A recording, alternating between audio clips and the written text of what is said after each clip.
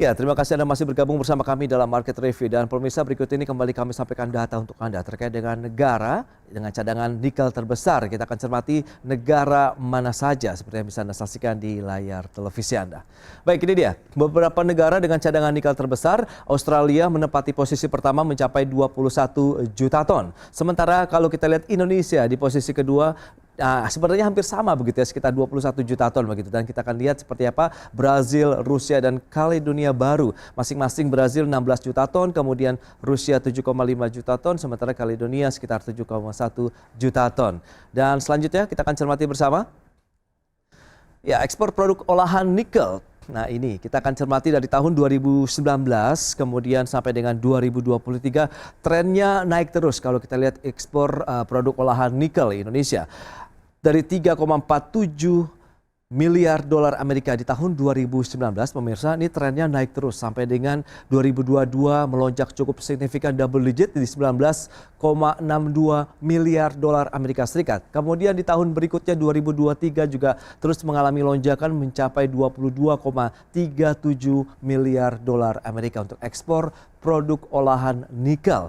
Itu dia beberapa data hal yang menarik dan kita akan lanjutkan kembali perbincangan bersama dengan Pak Fahmi Radi, kemudian juga Ibu Medi Catherine Lengki. Nah, Bu Medi, dengan beberapa informasi yang tadi sudah disampaikan, sebenarnya cadangan Indonesia cukup besar. Kemudian potensinya juga cukup besar seperti yang sudah disampaikan oleh Pak Fahmi bahwa ini kemungkinan momentum jangka pendek saja yang terjadi dengan adanya pelemahan dari harga, kemudian over capacity yang seperti Anda sampaikan. Nah, Anda melihat prospek untuk jangka panjangnya seperti apa kalau memang ini benar-benar diharapkan bisa menjadi tulang punggung juga nih untuk menopang perekonomian Indonesia. Silakan, Bu.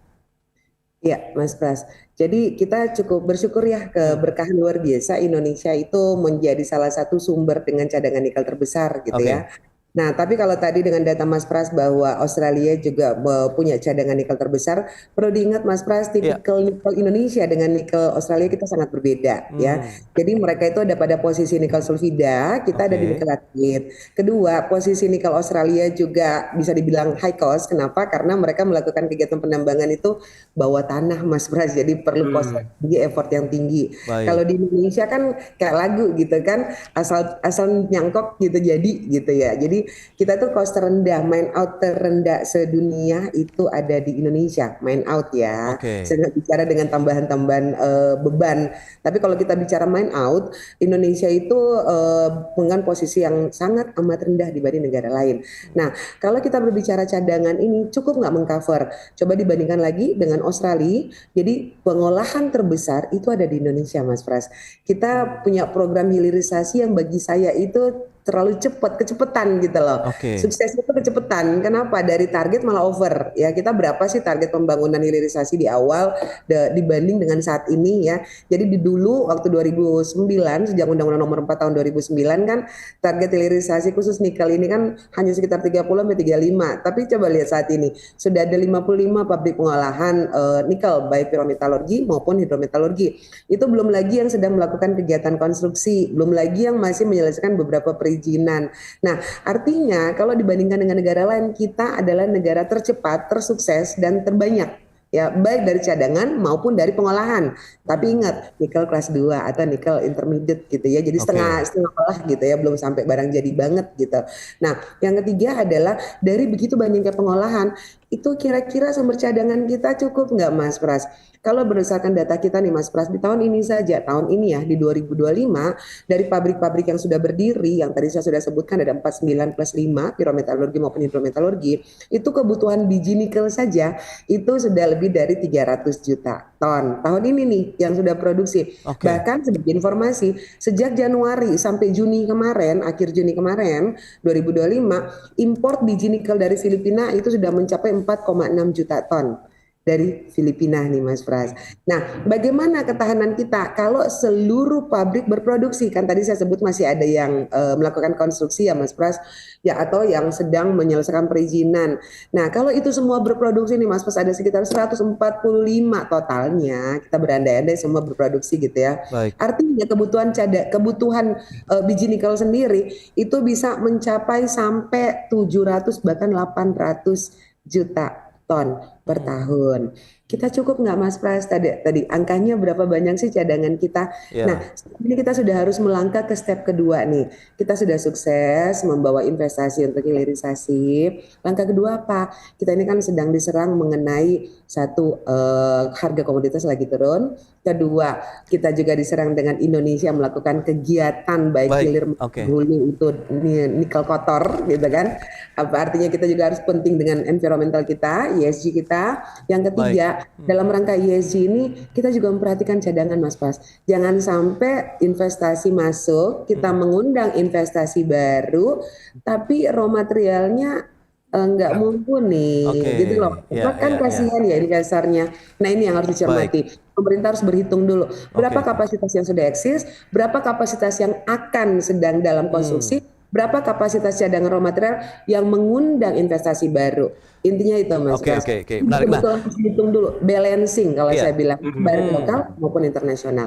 Ini yang Baik. lebih diutamakan, yang harus Oke, oke. diperhatikan oleh pemerintah. Gitu. Baik. Dan kedua Baik, mungkin Mas baik, Pras, baik, Bu Medi. seperti tadi Pak Suami, jangan terlalu obral dengan Ya. insentif gitu loh. Karena sudah terlalu banyak nih insentif ya. yang didapatkan. Hmm. Kita para pengusaha lokal, mohon maaf nih Mas Pras, sebagai pengusaha lokal kayaknya kita tidak ada insentif apapun itu atau Oke. subsidi apapun itu. Dan Baik, kita baik. tidak mengharapkan insentif. Ya. Minimal regulasi Hmm. satu konsisten. Kedua, jangan Oke. nambah beban lagi gitu Hmm. loh. Itu aja Baik, sih Mas. Bu Medi. Nah, Pak Fahmi, lantas bagaimana Anda melihat? Mungkin strategi seperti apa yang harus diterapkan sehingga bisa mendorong lebih jauh lagi industri pertambangan khususnya nikel begitu, sehingga tadi ada equilibrium baru lagi dari sisi produktivitas, demand-nya sendiri untuk pasar domestik maupun internasional dengan harga yang mungkin bisa kita tingkatkan lebih jauh lagi misalnya. Silakan. Ya, kalau tadi Bu Medi mengatakan bahwa hilirisasi Indonesia terlalu kecepatan itu ya. Menurut saya lebih tepatnya ketidaksiapan pemerintah dalam melakukan hilirisasi tadi gitu Ya. ya. Jadi tadi disebutkan juga sesungguhnya tahun 2009 berdasarkan Undang-Undang Minerba itu sudah ada kewajiban untuk melakukan hilirisasi di Indonesia gitu ya. Ya. Tetapi pada saat pemerintahan SBY itu tidak dengan tegas melarang sehingga tidak terjadi hilirisasi tadi gitu ya. Nah, Hmm. baru pada pemerintahan Jokowi, Jokowi kemudian mengeluarkan kebijakan yang melarang ekspor biji nikel tadi gitu ya. Sehingga kemudian mau tidak mau harus dismelterkan di Indonesia. Nah, saat itu kita belum punya kecukupan smelter itu ya. Nah, kemudian Hmm. mengundang smelter investor dengan tadi saya katakan obral Baik. insentif gitu ya. Saya Oke. berharap waktu itu bagaimana mendorong gitu ya penambang nasional tadi gitu ya. Dari penambang itu naik kelas menjadi smelter tadi. Tapi itu tidak terjadi gitu ya. Hmm. Nah, maka saya kira ke depan supaya tidak terlalu eh, perlu dipersiapkan gitu ya. Tadi termasuk misalnya kekurangan nikel sehingga harus biji nikel sehingga harus impor ke Filipina. Ini kan ironis juga kan. Kenapa Oke. harus dilakukan seperti itu? Hmm. Maka sesungguhnya salah satu Baik. kesiapan yang harus dihitung oleh pemerintah, berapa sih kebutuhan smelter yang harus ada gitu ya? Iya, iya. Apakah saat ini sudah berlebihan harus di stop gitu ya? Hmm. Nah, kemudian bagaimana keterkaitan antar industri satu dan industri yang lain yang kemudian membentuk ekosistem dari hulu sampai hilir ini jauh lebih penting gitu ya. Nah, selama ini saya melihat kebijakannya itu mohon maaf serampangan gitu ya, Hmm. sehingga terjadi beberapa tadi harus impor biji nikel dari Oke. Filipina ini kan saya Baik, kira baik. sangat sangat ironis Oke. gitu ya. Nah, itu barangkali yang Baik. harus diperbaiki gitu ya, Ya.